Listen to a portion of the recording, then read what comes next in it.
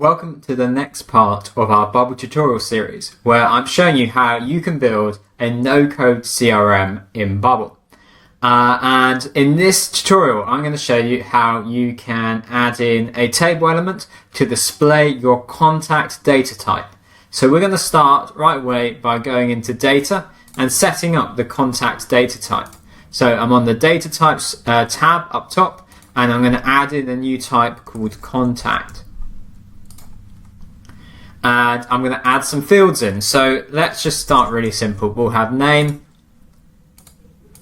and we'll have email. Both of them are type text. Now we need a way of displaying our data back. So I'm going to go into dashboard.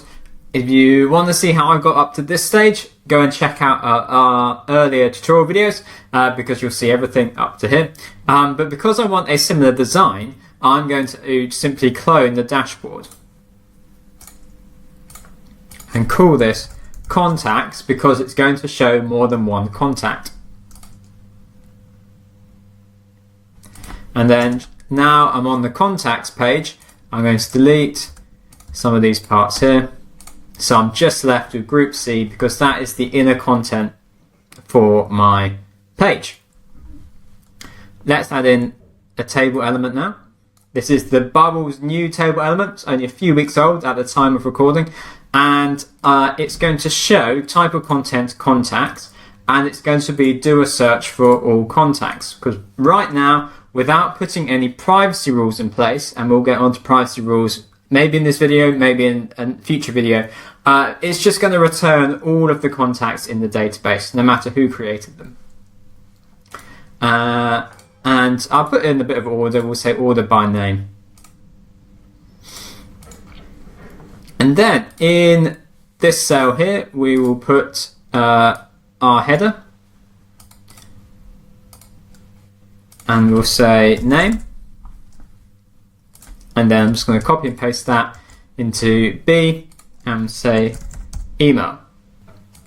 And then I'm going to see if I can just delete C for now. Cool. And now we build out the contents that we want repeated through each row of our table where we want the data displayed. So in name, I'm just going to add in current rows contacts name, and I'll make this width 100%. And I'll also make height 0, just so it's only as big as it needs to be. And I'm going to copy and paste this into the email column and change it to email.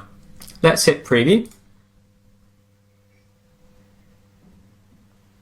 Okay, you can see our table is beginning to come along. I'm going to add in just a couple of design refinements here because I don't like it when things look like they are without the appropriate padding. So I'm just putting 12 padding in all sides, and I'm going to copy that into my cells here for my row.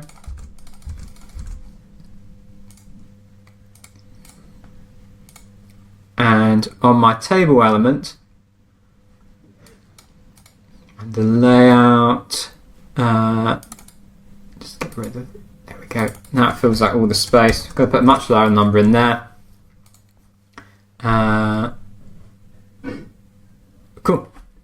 But we have no data in the database, and nor have I built a way of adding the data in the front end. So I'm going to add in some manual data manually by going into app data and in contact, and I can just say new entry. And so I can add in a name. I'll just put Scott, and I could say Scott at example.com. And so we can get an idea of the table repeating itself. I'll also put in, say, Hank, and we can have Hank at example.com. If you have, with those two clues, understood where I'm getting my inspiration for names from this afternoon, leave a comment below. I'd love to see if you get it with those two clues, Scott and Hank. What might I be being inspired by? And now, if we go back to our table, we can see that we have got Scott and Hank. So I'm going to leave it there for this video. In the next video, I will show you how we can create a pop-up that can both be used to create and edit entries in our contact database. So you don't need a separate create pop-up and a separate edit pop-up. We're going to do it with just one pop-up.